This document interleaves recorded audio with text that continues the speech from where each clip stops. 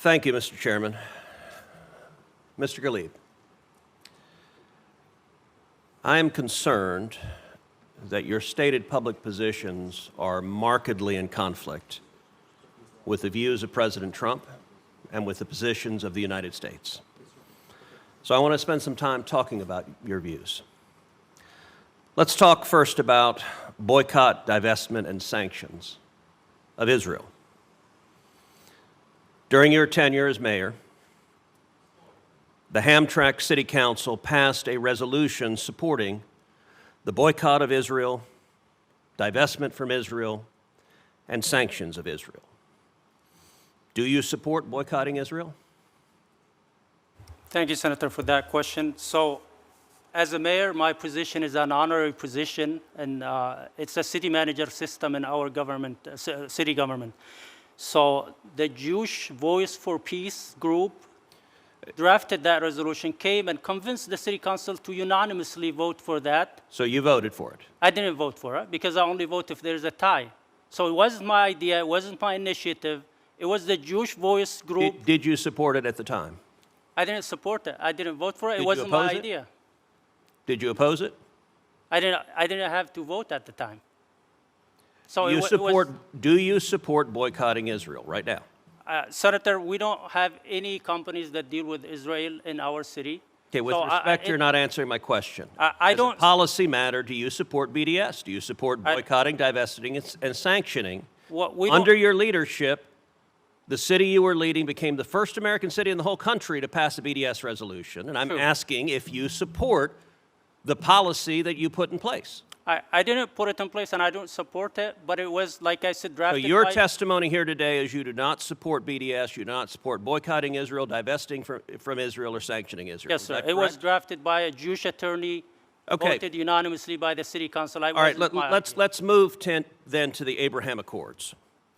In August of 2020, you posted harsh criticism of President Trump's push to normalize relations between Israel and the UAE. You said that it was a threat to stability and a cause for mourning. Do you continue to oppose the Abraham Accords? I don't recall writing that, Senator, but at the time, as you know, I was opposed to the president. Up until 2024, I was still not a supporter of President Trump until... So you opposed President Trump. My question is, do you oppose the Abraham Accords? No, Senator. I think there's a great opportunity at this time to have a growing momentum and to move with the President Trump peace plan. And there's a great opportunity that we can treat everybody fairly and accomplish regional stability, a long-term, everlasting peace, and get everybody involved in this. So in this same post, you described Saddam Hussein as a martyr. Do you continue to believe Saddam Hussein was a martyr? Thank you, Senator, for that question. This is the third time I'm asked. And as I said, I was a private citizen in 2020. I'm just asking your views. Yes, thank you. I will clarify that. It was the day of January 7, 2020, when our military bases were attacked by Iran. And in a moment of anger, because we didn't respond. So I asked you about today. Do you continue to believe Saddam Hussein was a martyr today? Senator, I don't think that, no doubt that Saddam was a dictator. And I said it earlier, if this offended anybody who suffered from Saddam, who lost a loved one, I apologize about that. Okay, so you're not answering my question. Do you believe today that Saddam Hussein was a martyr? That's a yes or no. I can say no. It wouldn't matter. He's in God's hand. He will get the treatment he deserves. I'm not. All right, in August of 2020, you posted that the Muslim Brotherhood was an inspiration. Do you continue to believe the Muslim Brotherhood is an inspiration? Thank you, Senator. I think a lot of my posts were written in Arabic and mistranslated. I believe that, it's an ideology. It's not just a group of people. I disagree with a lot of things that they do. Some of them are extremists. Some of them are part of some governments in the Middle East. So I trust our government to do the research and Okay, again, my question was simple and straightforward. Do you continue to believe the Muslim Brotherhood is an inspiration? No, I'm not part of it. I don't believe in that. But if you did post it in 2020. Let me ask you, How would you be able to serve as an ambassador if President Trump designates the Muslim Brotherhood as a terrorist organization? I have legislation to do that. I believe it is likely the Trump administration will designate the Muslim Brotherhood as a terrorist organization. Hamas is the Muslim Brotherhood in Palestine. I would trust the president, and if it's designated, I will be committed to implement President Trump's policies. I'm not, I trust the president's policy, and if confirmed, I will be implementing the policies of the administration. I mean, I wouldn't go against the president and his policies.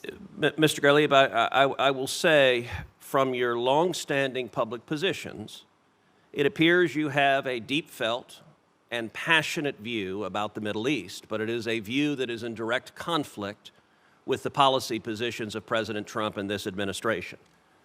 I will point out also that, and you've been asked about this before, but it is really quite astonishing, that on Facebook, you liked a post that called Jews monkeys for their own benefit.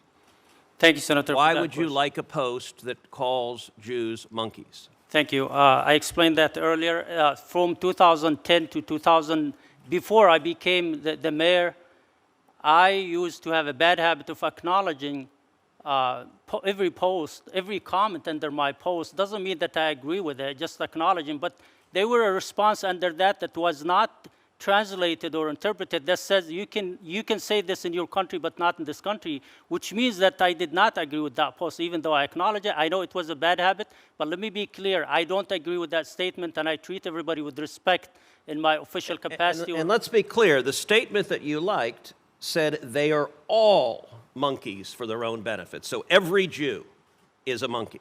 I don't agree with that statement, Senator. And the person who wrote it is mentally challenged in our community. He is well known. I used to have this idea of inclusivity in my past, ideology. I changed in 2024.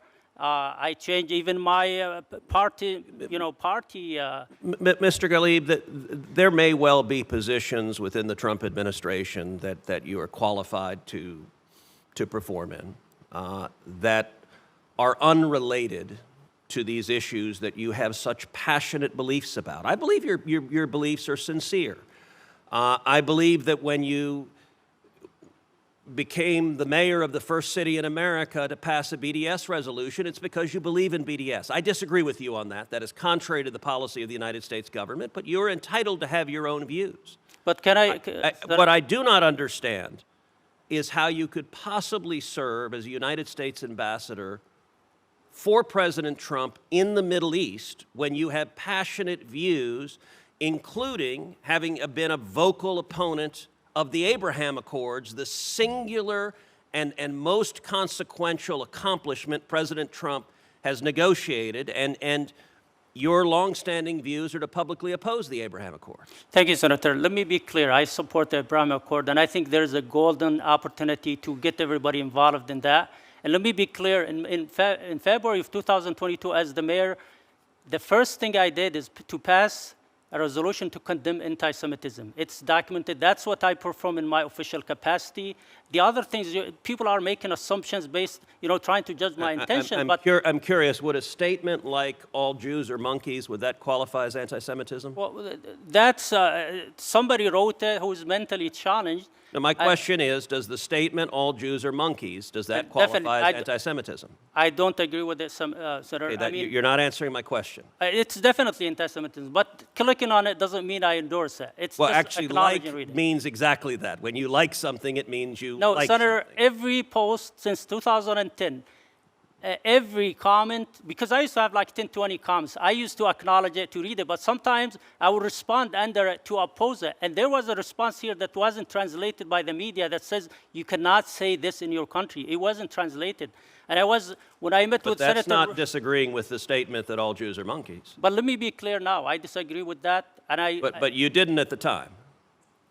You are making assumptions, sir. No, I'm asking. I'm not making an assumption. That's a question. I did disagree at the time, and I still disagree. Did you disagree publicly? Did you say a word of disagreement, or was your only public statement a like, which is the universal method of saying you like something and agree with it? Everybody who asked me, I told them it doesn't mean I endorse it. It's just acknowledging reading it, but I am opposing that, and I make it clear now. I passed a resolution to condemn anti-Semitism in all forms or shape.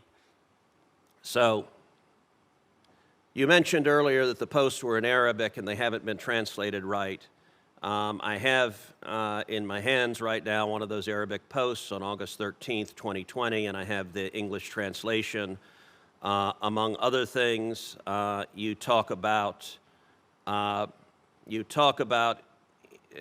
individuals who died in Egyptian prisons, and you said, quote, "They die to be etched on the pages of history, stained in positions that inspire generations and make millions of Brotherhood fans exposed to a global demonic campaign and unprecedented demonic media infliction. I have only seen such situations in the martyr Saddam Hussein and his companions. May God have mercy on them." Thank you, Senator, for that question. I was talking about standing firm for the cause of a person. Doesn't mean I agree with him. I am a strong advocate of democracy in the Middle East. Yes, I was against the military coup, and I believe in democracy. That's the best value that we have, and we want everybody to enjoy that value in the Middle East. So I was advocating for democracy in the Middle East. Doesn't mean that I support certain group, but I support democracy. And well, as I said, I think your longstanding views are directly contrary to the views and positions of President Trump and to the position of the United States. I, for one, am not going to be able to support your confirmation. I want to enter into the record this post in both the Arabic and English translation. I ask that it be entered into the record. It'll be entered into the record without objection. Look, I think the facts here are quite clear, and your longstanding position is directly contrary to that of the President's. Senator, if confirmed, I will be implementing President Trump's policies with no objections. Thank you. I want to thank all of you for your patience today, your participation, the answers that you provided to the committee.